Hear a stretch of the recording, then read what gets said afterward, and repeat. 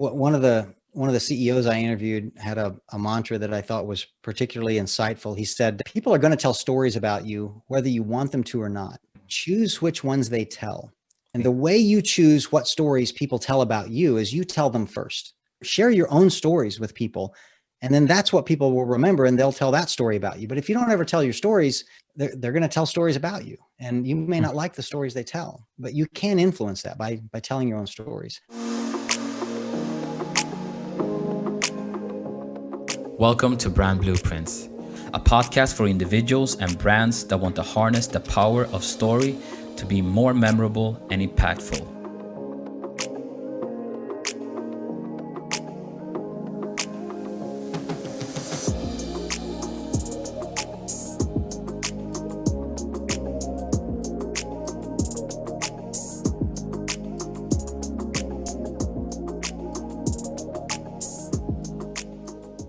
Hello, everyone. Welcome to the podcast. Today, we are talking to Paul Smith.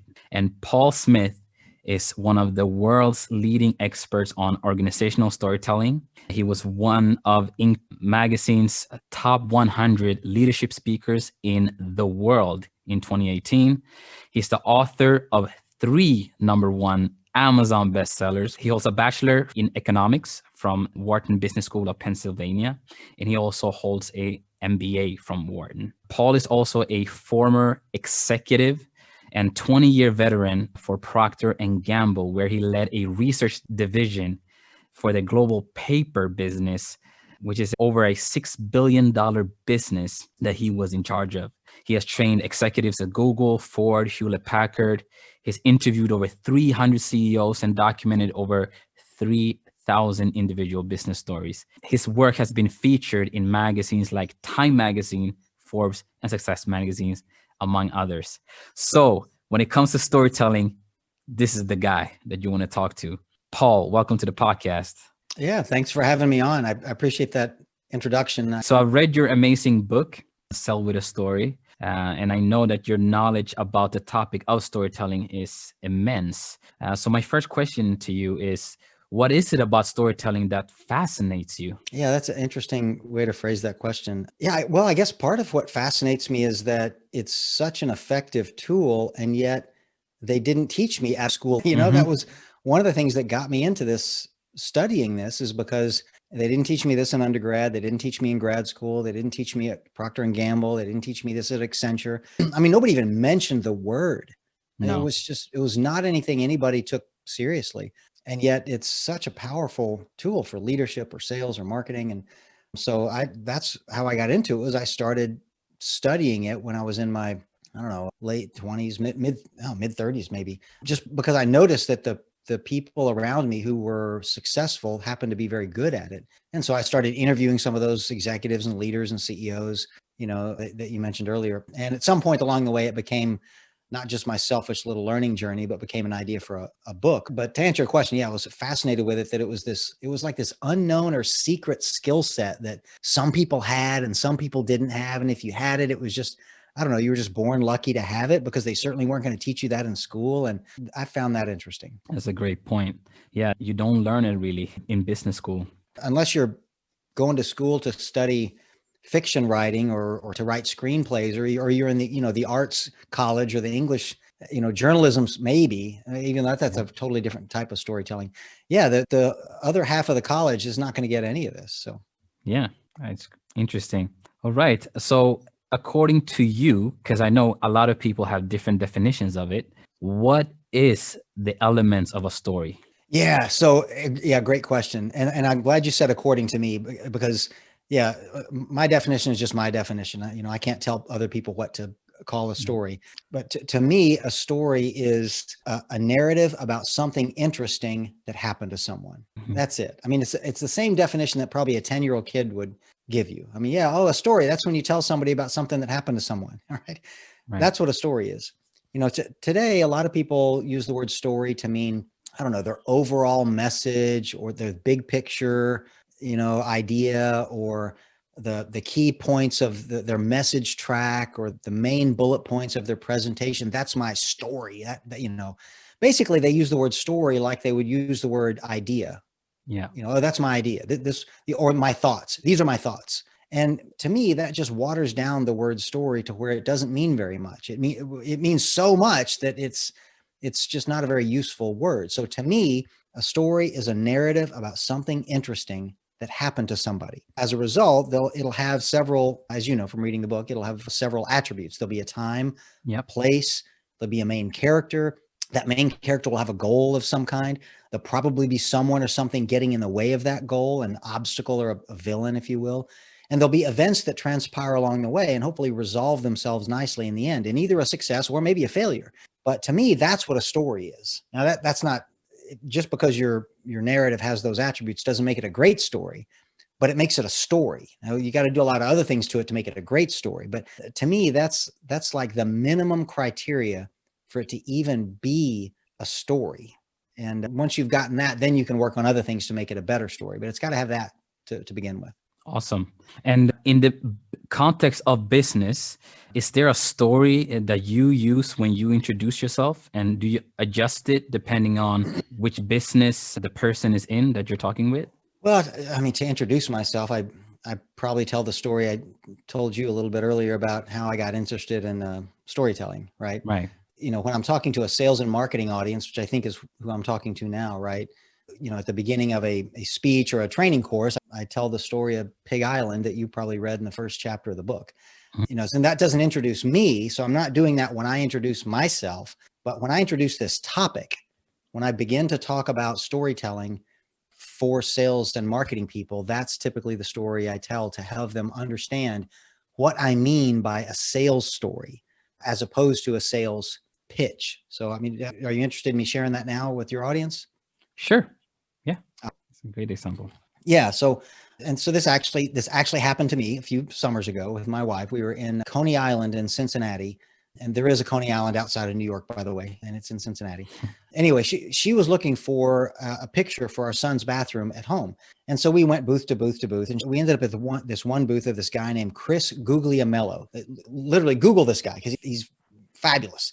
He takes these just mesmerizing underwater pictures of sea anemones and coral reefs and stuff, and he's fabulous. Well, so she's flipping through his pictures, and she just gets emotionally attached to this one picture that to me looked about as out of place as a pig in the ocean, because it literally was a picture of a pig in the ocean, right? Which is just silly. I mean, pigs aren't seafaring creatures. You don't generally find them out, paddling their way through the ocean. Right. So eventually I got my chance to ask a question. I said, dude, what's with the pig in the ocean? And that's when the magic started, Malik. He said, it was crazy. He said that picture was taken off the coast of this uninhabited island in the Bahamas called Big Major K. And he said, apparently what happened was a few years before, some local entrepreneur decided to raise a pig farm. But he found out there was this island that nobody lived on where he could keep the pigs for free. So he's no dummy. So he's going to keep them on the free place, right? He said, but look in the picture. And, I'm looking at this big photograph he's got. He says, look in the picture up behind the pig up on the beach. What kind of vegetation do you see up there? And I kind of squinted and looked at it. And I said, well, the only thing I recognize up there is cactus. And he said, yeah, that's a problem, right? Pigs don't like cactus, right? Like literally there was nothing for them to eat on this island. So that entrepreneur wasn't so smart after all. Right. But he got lucky because apparently a local restaurant owner on a neighboring island was boating his kitchen refuse every night over to Big Major K and dumping it overboard a few dozen yards offshore, like every night, whatever was kitchen scraps were left over. And so, I mean, pigs are like any other, animal, right? If you get hungry enough, you'll probably do anything, right? So these hungry little pigs can see and smell this food floating around in the ocean a few dozen yards offshore. And even though pigs don't normally swim, one of them got brave enough to dog paddle or pig paddle his way out to get this food. And then it was 2 little pigs and then 3 little pigs and 4 little pigs. And he said, here it is several generations later, and all the pigs on Big Major K can swim. Okay, so wow. Now I know how pigs can swim. And he said, by the way, that was the easiest picture I ever took, because when I got to the island, before I even got to the island, these pigs swam out to me, to my boat. I mean, they must have thought I was the guy from the restaurant, right? He said, normally I've got to put on all this scuba equipment and go underwater and wait for something interesting to happen. And he said, I literally just leaned over the side of the boat with my camera and snap. It was the easiest picture I ever took and one of my best sellers. All right. So, of course, at that point, I'm like, we'll take it. Right. So sold for cash right then, because, it was just such a fascinating story about how he took this picture. So Now I had to have it because it wasn't just a silly picture of a stupid pig in the ocean anymore. It was a silly picture of a stupid pig in the ocean that had a fascinating story behind it, right? So Exactly. yeah, that's an example of a sales story as opposed to a sales pitch, which I mean, if he was going to sales pitch me that picture, he would have said, now look, Paul, there's 3 reasons why you need to buy this picture, right? Right. First of all, it's the right size to fit in the bathroom where your wife wants to put it. Second of all, it's the right color palette to match the decor. I've already seen the picture that she showed me and it'll match. And thirdly, it's in the right price range that you already told me you're willing to spend, right? That's why you should buy this picture, right? I mean, those would have been 3 very logical, rational reasons to buy that picture. Now, the problem is there are probably hundreds of other pictures at that art fair that met all 3 criteria, right? But that was the only picture at that art fair that I was aware of that had a fascinating story attached to it. And so that's why that's the picture that's hanging up in my kid's bathroom upstairs, right? Wow. And if you ever come to my house to visit, you're going to see the picture and I'm going to tell you the story again. And because I love telling the story. I mean, I ended up buying a picture with a story attached to it, or maybe more accurately, a story with a picture attached to it. Right. Exactly. And that brings a great point, how storytelling can raise the value of something immensely. Because I think you mentioned in the book about a case study, right? Yeah.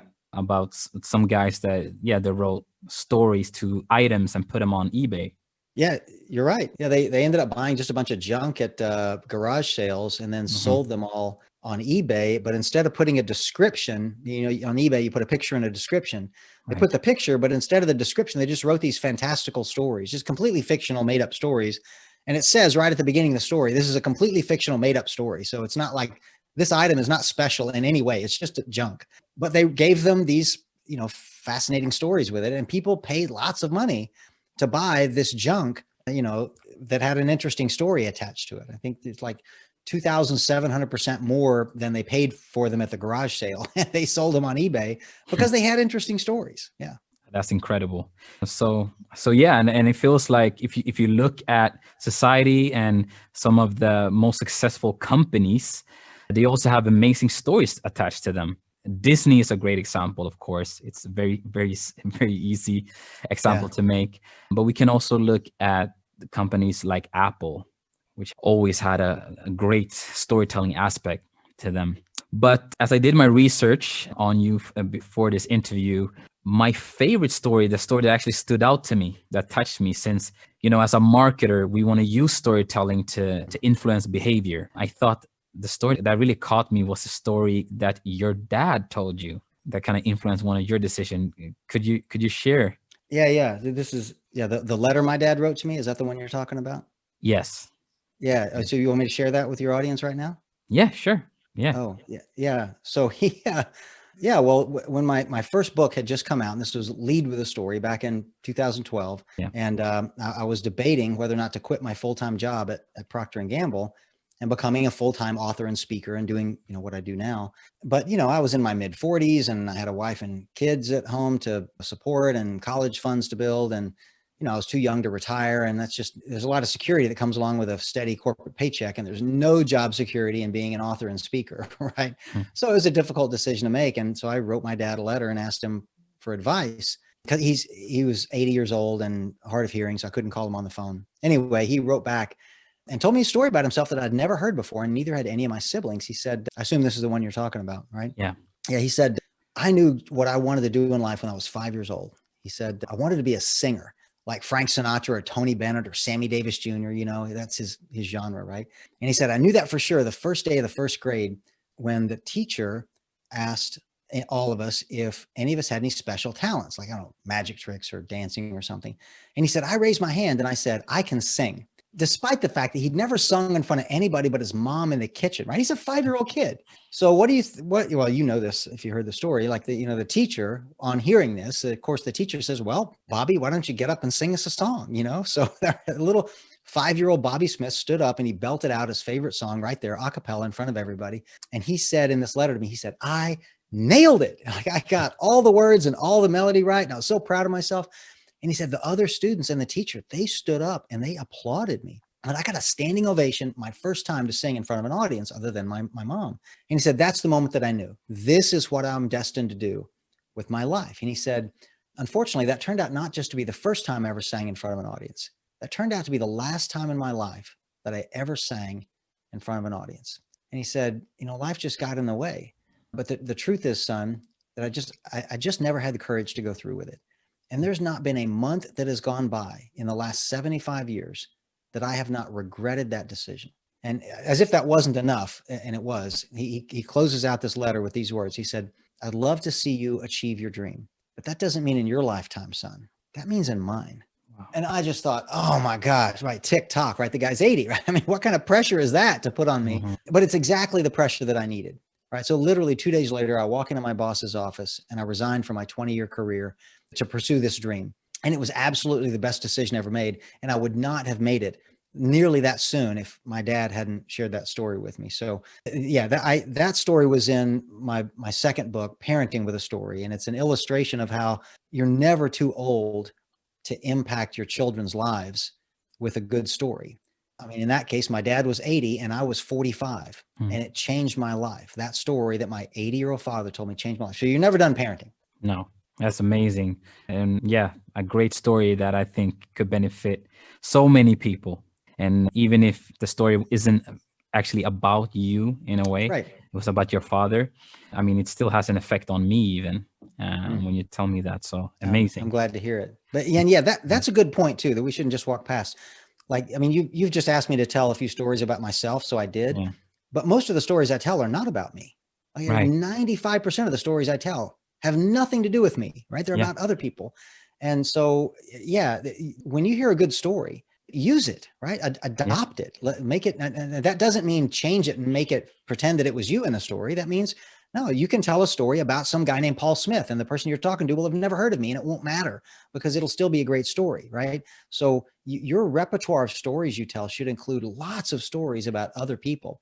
Otherwise, you're the guy who only talks about himself, right? And nobody wants to be that guy, right? You don't want to be the guy that only tells stories about himself and how awesome he is. And that's not good for anybody. Very true. So yeah, let's dip back into marketing a little bit. So what would be typical marketing story, for example, releasing a new product or introducing a new product into the market? Yeah. So the kind of stories that I typically traffic in, I mean, so the book that you're talking about is Sell with a Story. So it's primarily for sales people, but obviously there's a lot of blend over into marketing work. In general, you want to tell a story where your brand is not the hero of the story. And that may sound surprising to people, but like we tried that at Procter & Gamble. When I was there for decades, we would tell stories where our brand was the hero of the story.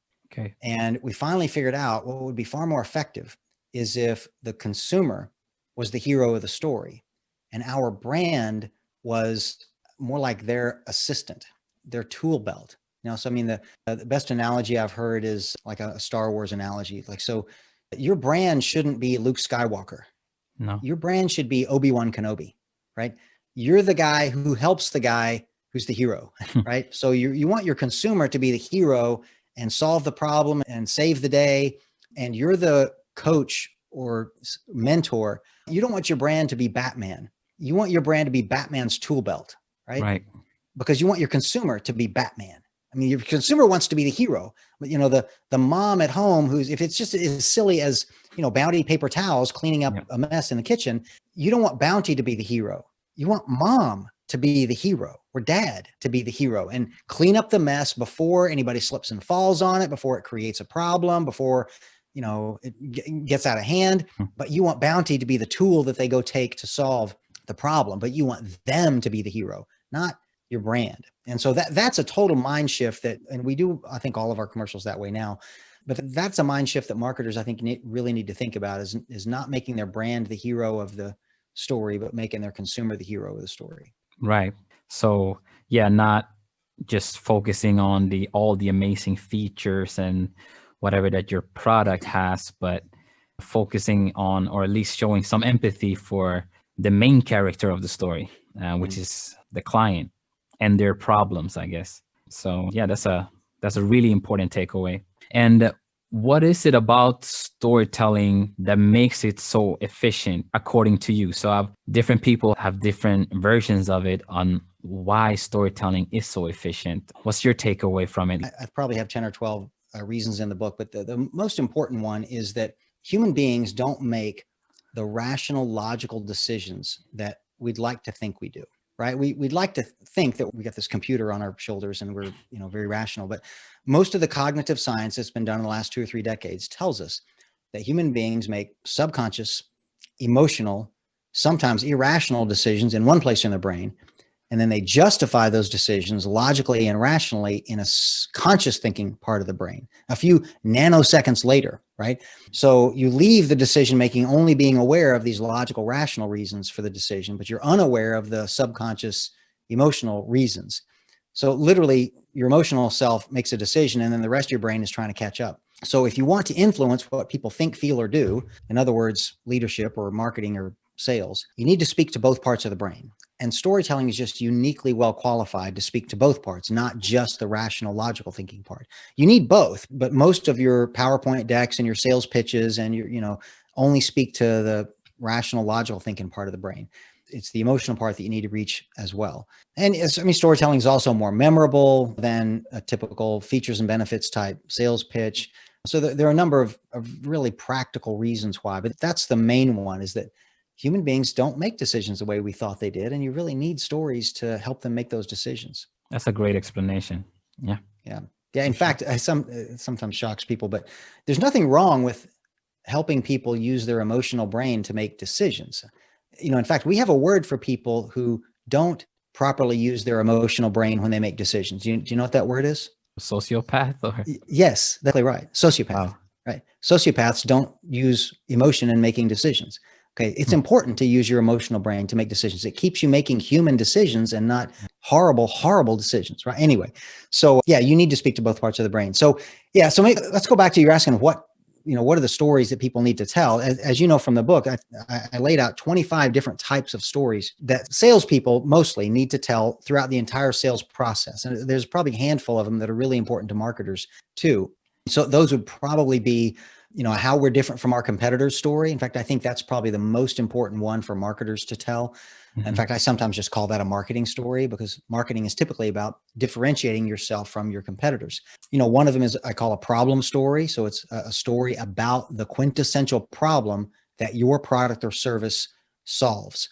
The most obvious one is a success story, a customer success story. I mean, that's the most frequently told type of sales story, is a customer success story, right? Mm-hmm. Somebody runs into a problem, they buy your product or service, it fixes the problem, everybody's happy, right? I mean, it's not just a testimonial, but it's a full story, but that's basically what it is. Stories to help you negotiate price. There are stories you can tell to create a sense of urgency to get people to buy now. But those are probably the most important ones for a marketer, is that how we're different from our competitors and what the problem is. Those two, I think, are critical. And if you want, I can share an example of one or both of those at some point. Yeah, that would be very helpful. Yeah, especially like the one about the problem, when you speak about the problem. And I think I do use that a lot professionally, because I've noticed that a lot of customers feel like their problem is unique.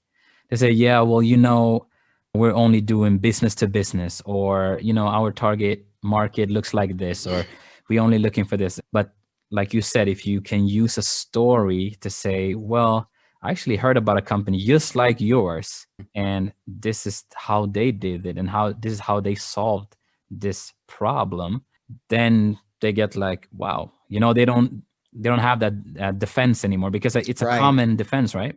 Yeah, it is. So what you've just described, I would say is probably more of a success story. If you describe, there's another company like yours. Yeah.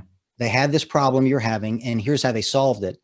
That's more like a full success story. Sure. But a problem story, to me, a problem story is really just the first part of that. It's a story just about the problem, and it may never have been resolved. In fact, it's usually better if it's not, because you can say, look, I mean, here's somebody that people have this problem. You may have this problem too. In fact, this story is best told if your audience, your prospect, your potential customer doesn't even know they have the problem that you solve. That's when you want to tell the stories, for them to realize, oh, I probably have that problem too. And look how bad of a problem it is. Look what bad happened at that company because they had that problem and they didn't solve it. Right. So the problem story is, there's not a happy ending.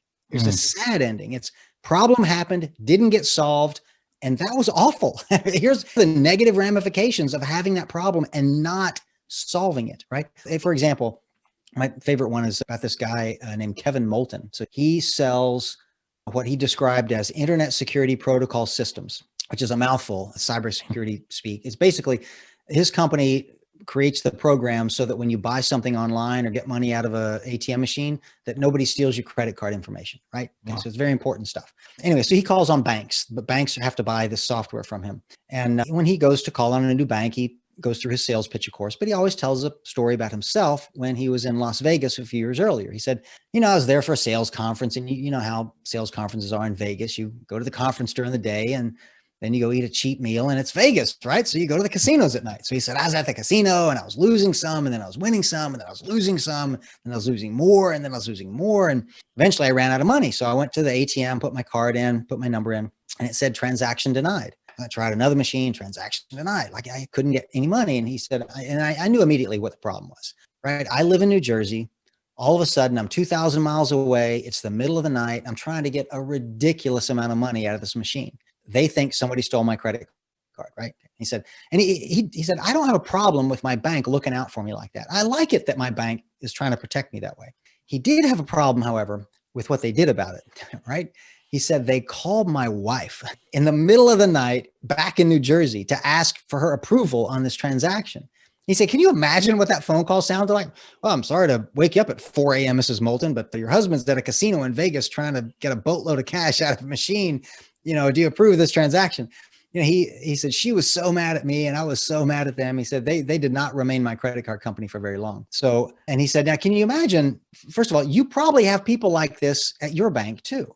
You probably have customers that run into this problem. You just don't even know about it, right? And so by the way, that's the end of the story. The story ends with him firing his credit card company, but there's no solution, right? There's no happy ending to this story.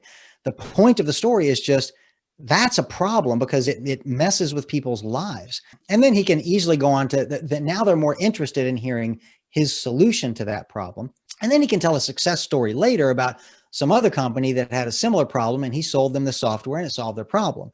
But you need to establish the problem first. And that story does a better job of establishing the problem than him saying something like, well, our research shows that 32.5% of your banking customers are slightly to moderately dissatisfied with their interaction with your banking units or some other such statistic. I mean, if he's got a stat like that, he should definitely use it.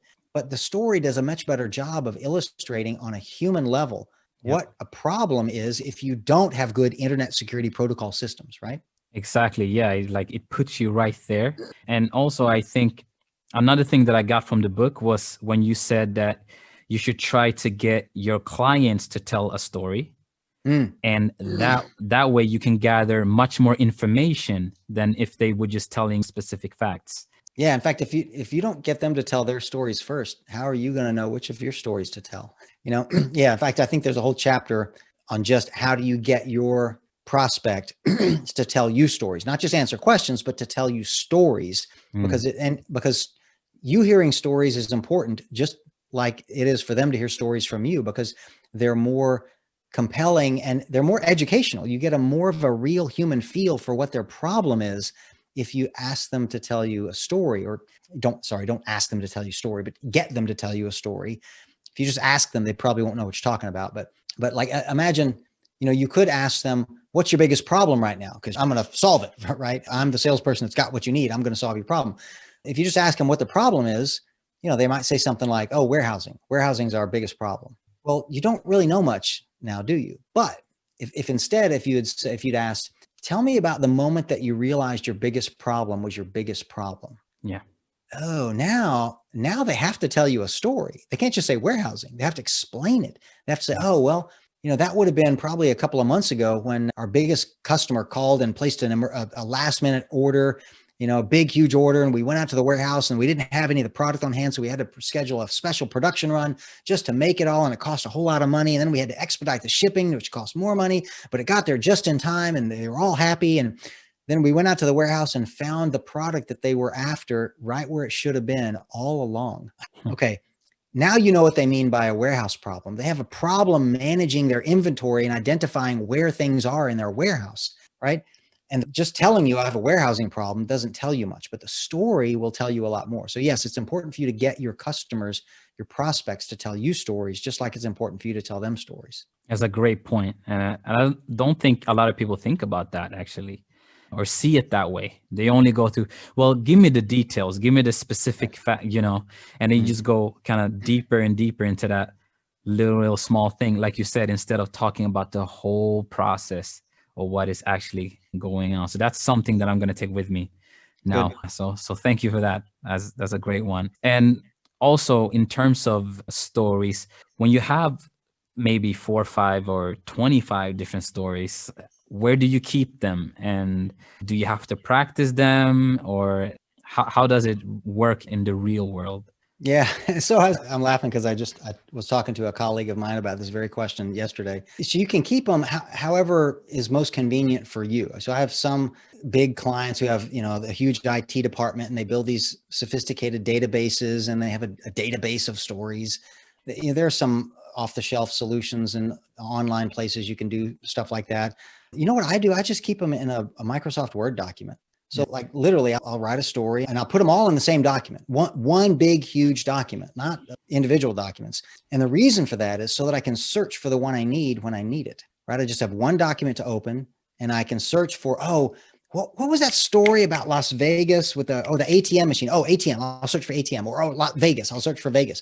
And boom, I find it, right? Or what was that story about the pigs? There were some pigs swimming, right? I don't remember where it was, but pigs. And then I find it, right? So to me, that's the simplest way. Just write them all down type them all up into one big document, and then you can find them in an instant whenever you need them. I think I did this in Sell the Story. At the back, I've got a matrix that shows the 25 different types of stories and what page, it's on. My first book, I did something like that too, created a matrix. That's maybe more sophisticated than most people need. But what's important is that more people have access to it than just you. I mean, if you work by yourself and you're selling yourself and you run your own company, then that doesn't apply. But if you're a salesperson in a company and there are 30 salespeople at that company, you really need all 30 people to have access to the database of stories so that they can all be telling the most effective stories. Yep. And if there's 3,000 salespeople at your company, it's even more important, right? Because 30 people can get together once a month and have lunch and share some of their best stories, but 3,000 people can't do that. No. So it's more important if you have a database, the bigger your company is. So whether it's in one big Word document or a more sophisticated database with PowerPoint slides, and some of my clients who videotape themselves telling their stories, and they have those videos available for any other salesperson can watch their videos. Some of mine, actually, the sales manager will tell the story first, and then everybody has to watch his or her video and kind of practice after that. Oh, and you asked about practicing too. Yeah, I videotaping yourself is a good idea, because a lot of times these stories will be told face to face or over, Zoom or something like we are now, and then watch it and then re-record it and do it over until you're happy with what it looks like and feels like and sounds like, and then you've got it right. Nice. And as an old researcher, tell me how you tell stories with numbers and data, because I know you got a couple of different versions of how to do that. Yeah. So first of all, when I say tell stories with data, I don't mean data visualization, which is an important thing. And that's not my forte. So I'm not talking about just making, prettier charts and graphs or better presentation slides or something like that. I mean, actually telling stories with numbers like you would with words, using the same techniques. So a story structure, emotion, surprise, things like that. And you can do it, but you can't do it just by making a more effective chart or graph. The words have to come out of your mouth, but you're using numbers in that. So, one example, there's a guy named Andrew Moorfield, who back in the year 2000 started an online bank to make loans to small businesses. This is in London, England. And at one point, like most startups, at some point, cash is tight, right? And so at some point he didn't have enough money to pay his employees because it was a startup and it was year 2000 and the dot-com bubble and burst was happening. And anyway, when he realized he wasn't going to have enough money to make payroll, he called all employees into this conference room, 25 people. He went up to the whiteboard and he wrote a number at the top of the board. And he said, that was our bank account balance at the beginning of the month. And then he wrote 2 other numbers underneath that. And he said, those are the revenues we're going to get this month and the expenses we're going to have to pay this month to keep running the business.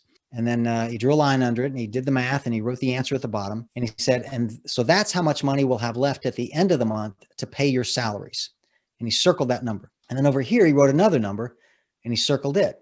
And he said, and that is how much money your salaries add up to. And then he just stood there and let them assess the dilemma in front of them, because this number, the salaries, was 3 times the size of this number, which is the bank account balance.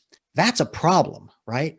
So then he asked them, what do you think I should do about it? Or what would you do about it if you were me? And they ended up thinking of all kinds of interesting ideas for how to solve the problem. He thought they would just say, well, pay everybody a third of their salary, but they ended up coming up with a smarter idea. They said, no, we want you to pay a third of us all of our salary and 2/3 of us none, which just shocked him. And he said, well, how am I going to have to decide who to pay and who not? And they said, oh, well, we'll figure that out. And then they did. They figured it out amongst themselves. They decided who would volunteer to go without and who not. And so it solved the problem so much easier than if he just came in there and said, look, it's tight this month, so I'm going to decide who gets paid and who doesn't, or I'm going to just give everybody a 2/3 pay cut. Nobody would have been happy with that. But the way he did it, everybody was happy. And most importantly, if anybody ever told a story with 5 numbers on a whiteboard, it was Andrew Moorfield on that day, right? I mean, you can see the structure of it like a story, the beginning of the month balance, what happens in the middle of the month with the balance at the end of the month. And you can see the surprise when they realize, salaries add up to more than that. There's a surprising element. There's some emotional things going on when they have to decide what to do about it, who not to pay and who to pay. So he took what could have been just a very, rational management decision and turned it into an interesting story that the audience got to participate in drawing the conclusion, right? And because that's one of the things about storytelling is the audience gets to draw the conclusion. If you're making a speech or a presentation, you're telling people what to think and do, right? When you're making a sales pitch, you're telling them you should buy this product. When you're telling a story, you're not doing that. You're making them want to buy the product, and you're making them decide to buy the product on their own. It's their decision, right? So those employees decided what the conclusion was. That's a problem. And they decided the recommendation, what to do about it. That's the way it works in storytelling. And so you can tell stories with numbers just like you can with words if you follow the same technique. That's a great point. I think any person who has been in sales for a long time or been in business for a long time have experienced when they had a presentation and you do it in such a good way that you can almost hear how the audience just gets it, right? It clicks without you having to state the obvious. You just show them, like you said, the discovery journey that, you know what, I went through the numbers this month, I saw this, and then I saw this. And then they can feel, okay, I get it. So the one you described is the second method, the discovery journey method. Just to explain that, the difference between those two methods is the first method that I illustrated, I think I call it a how we got here method. The main character in the story is the business, or in this case, the bank account. You're telling a story about what's happening in the bank account. We had this much money and then this much came in and then this much went out and we're left with this much, but that's a problem because we got to pay salaries. So the business in chronological order was the main character of that story. The discovery journey method, the story you tell, you are the main character of the story. You, the analyst, the person doing the analysis. So you're saying, I went and investigated this, and then I tried, then I did this analysis and it didn't work. Or then I thought about this solution and I investigated it and it turned out not to be right. And then I tried this and that didn't work. And eventually I figured this out, right? So you're letting them go along your journey of discovery in whatever order. The order you did it doesn't matter, but you tell them the order that whatever you did it, so they can follow all the wrong turns and the ups and the downs. And then finally, discovering the pot of gold at the end of the story. You want them to have that feeling of discovery. So in that story, it's a story about you and what you did. And then you stop right before you draw your conclusion to let them have that discovery moment. You let them discover the thing that you discovered in your analysis so that they have that aha moment themselves. That's a really powerful one. Yeah. And they can also see kind of how you think through your problems as well. So for example, if you're being interviewed for a job position and they ask you, what's one of the challenges that you've had throughout your experience? And probably a discovery type of story would be a good one to tell. So brilliant one. We could just go on and on because I think that this stuff is so interesting. But one thing that I've recognized now about storytelling is that we're constantly telling ourselves stories, and that you basically don't have a choice about choosing storytelling or not choosing storytelling, because your audience is going to tell a story to themselves in their head anyway with the facts that they have. Do you have an example on when storytelling went wrong or how it can go wrong? Well, first, let me respond to what you said about people have a story in their head and even about you. So Right. one of the CEOs I interviewed had a mantra that I thought was particularly insightful. He said, people are going to tell stories about you, whether you want them to or not. Choose which ones they tell. And the way you choose what stories people tell about you is you tell them first. Share your own stories with people. And then that's what people will remember, and they'll tell that story about you. But if you don't ever tell your stories, they're going to tell stories about you, and you may not like the stories they tell. So, but you can influence that by telling your own stories. Yeah. So stories, when storytelling tends to go wrong, it tends to go wrong for a few pretty predictable reasons. One of those is telling the wrong story at the wrong time. And that typically happens when somebody just has a story that they love and they just look for any excuse to tell it.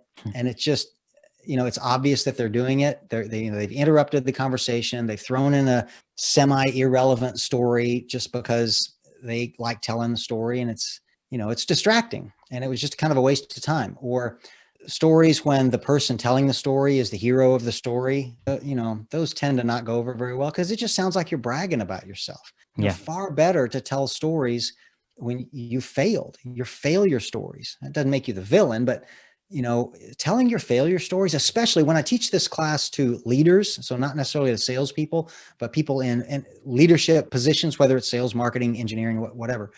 I teach them, you need to tell your own failure stories. And the reason is because nobody wants to work for a boss who cares more about their own ego than they do about their people's growth and development. They want the opposite. They want to work for a boss who cares more about his or her people than they do about their own ego. And so if you will tell people about the 3 biggest mistakes you made in your career, and how my biggest mistake ever made got me fired from my first job. The second biggest mistake I ever made cost me $1 million contract. Third biggest mistake I made almost got somebody killed. I don't know, whatever, but over 30 years, you're allowed to make 3 mistakes. It's okay to admit that you've made some mistakes, but tell people about them and tell them what you learned from it. Right. And the reason people want to hear your failure stories is so that they won't make the same mistake you did. Right. And as a boss, that's why you should want to tell them your failure stories, so that they won't have to make the same mistakes you did, so that they can benefit from your experience. But lousy bosses are egotistical ones who will never tell their failure stories because they're too embarrassed. That's a bad boss. You want a boss who's not too embarrassed to tell their own failure stories. That's leadership. So you should be telling those, and not all the time about how you're awesome and you're a hero. And that just gets old. Maybe the one other thing that makes storytelling go bad, of course, is when it just goes on too long, right? I mean, these stories should be 2 to 3 minutes long. Yeah. That's it. I think all the stories I've told you probably within 2 to 3 minutes. When it gets to be 7, 8, 9, 10, 15 minutes, yeah, you can tell a 2-hour story in a movie theater, but not around the office. That's just too long. And so that's what the structure of the story, the 8 questions that I cover in the book, you need to answer these 8 questions and answer them succinctly, and then get out. Your story's done, as opposed to just droning on and on and on. That's a really good point. And also from a branding perspective, and now that you have your own practice and just kind of promoting yourself, how has storytelling helped you, and how can you use storytelling for your own personal brand? Yeah, well, I guess it's kind of weird for me because what I'm selling is, storytelling training, right? So I definitely use storytelling because that's what I'm selling. So, when people, hear me on a podcast like this, or see me, at a keynote or whatever, I'm telling a bunch of stories, but that's the product that I'm selling. I'm teaching you to tell stories, effective stories like this. But probably the one that sells me the most when I'm talking to a prospective client who's considering hiring me for their sales kickoff meeting or for a sales training engagement or something, is when they ask, what got you fascinated with storytelling, or how did you learn about storytelling? And I tell them about all these hundreds of CEOs and executives that I've interviewed as I was trying to learn about this. And each of them told me 8 to 10 or 12 different stories. And, if you do the math, and I've probably collected 3,000 individual business stories. And how that frustrated me that nobody ever taught me that in business school. And so that whole story about how I went from, being a guy in an office 9 to 5, a corporate job, to being the guy who writes books about and talks about storytelling all day long, that tends to be an interesting story for people. And plus just gives me some credibility. Like, I've interviewed hundreds and hundreds of really successful people about their use of storytelling and documented literally thousands of stories. And not many people can say that, I think. I know what I'm talking about, but I'm also not some academic who's never spent a day in corporate life. I spent most of my career in an office environment needing to tell these type of stories. So I know the kind of stories that leaders and salespeople and marketers need to tell, which is why a large part of my books are documenting what stories you need to tell. And then I spend some time telling you how to tell them. Most people who do what I do, it's the opposite. They're like, well, I assume you need to know the stories you want to tell. I'm going to tell you how to tell them. And there's got to be this narrative arc, and there's got to be the hero's journey, and there's got to be, and they get all Hollywood on you, and which is fine, and it's fun. Yeah. But if you don't know what stories you need to tell, none of that matters. So what I spend most of my time with my clients doing is helping them figure out what stories they need to tell, right? I mean, I'll go through the 10 most important stories for any leader to be able to tell. I'll go through the 25 types of stories that salespeople need to tell. For my parenting class, there's lots of different stories parents need to tell. So that, to me, I think is a little bit of a differentiator for me versus my competitors. That's a really good one. And do you go anything into tonality and kind of the cadence as they're telling the story, or?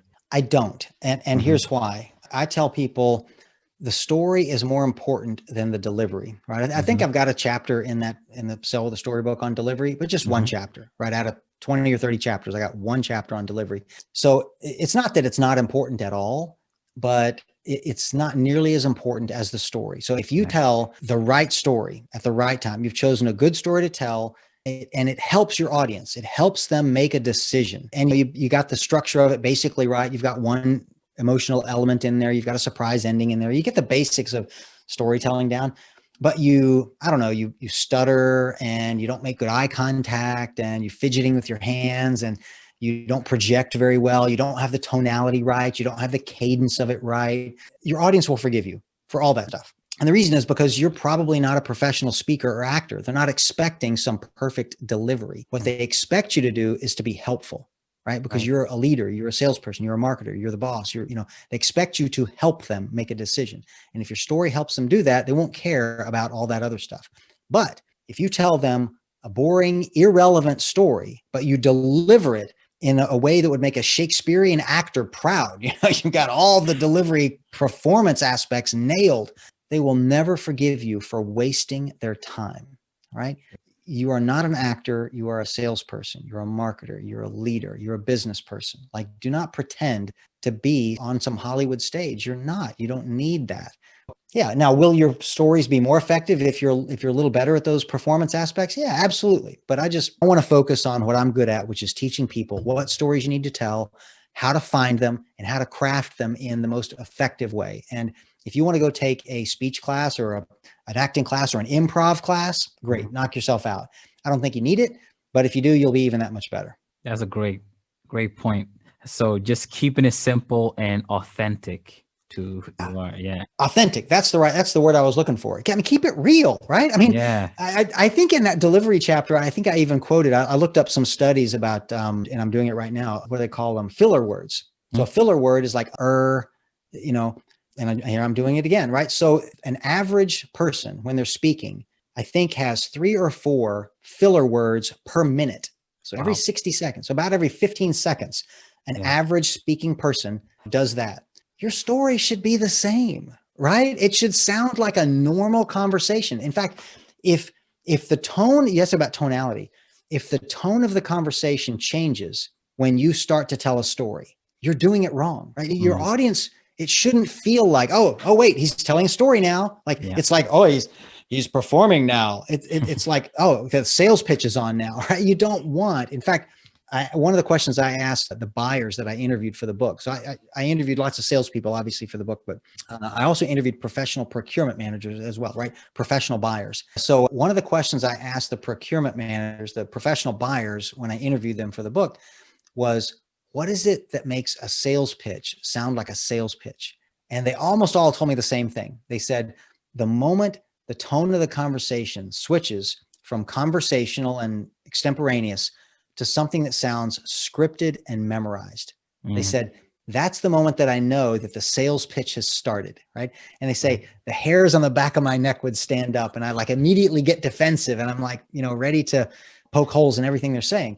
And you don't want your audience to have that reaction to what you're saying, right? If when you start to move into telling a story during a conversation in a sales call, or like, you don't want the tone of the conversation to switch. You don't want it to sound like, oh, this is the scripted, memorized, performed part of the conversation. Well, now I know you're just selling to me. You want it to just sound exactly like you and I are talking now. There should be 3 or 4 ums and ers in it. You should be just as halting with your conversation and just as uncertain as how that sentence is going to end as you would be when you're just having a conversation. It should sound just the same. So that's another reason why I tell people, don't worry too much about the performance aspects, because if you do, I'm more afraid that you'll do too good of a job than too bad of a job. You'll do such a good job that now it just sounds fake. It sounds inauthentic. It lacks a genuineness. So don't spend too much time worrying about that. That's a great point. Well, this has been such an interesting conversation and the time has just flown by, but I guess that's the art of storytelling. That's part of it. Yeah. Yeah. So for my last question, what would be your advice for a young professional just starting their career? And now that they're kind of learning about storytelling, maybe for the first time, how can they use this secret tool to kind of move their career ahead? Yeah. So I guess the main thing would be treat storytelling like any other skill set that in business, right? So study it, right? So if you wanted to be better at marketing, you'd go take a marketing class. If you wanted to be better at finance, you'd go take a finance and accounting class, right? Treat storytelling the same as those, right? It's a legitimate, important skill for you to develop. So go read a book, take a class, watch some YouTube videos to, learn it, but don't just say, oh, I'll just start practicing my stories. Well, that would be like me saying, oh, I'll just start practicing my guitar playing. I've never played a guitar. Like, if you don't know how, you don't know how. So study it from somebody who knows. I'm not the only one that does this, but find a book, find a class to take and learn how. And then once you've learned the techniques, then you can practice them. But to practice before you know the techniques is not a good idea. So treat it like anything else and study it. Great advice. And yes, please visit leadwithastory.com. That's Paul's website. And also pick up a copy of his book, Sell with a Story. He also has Lead with a Story.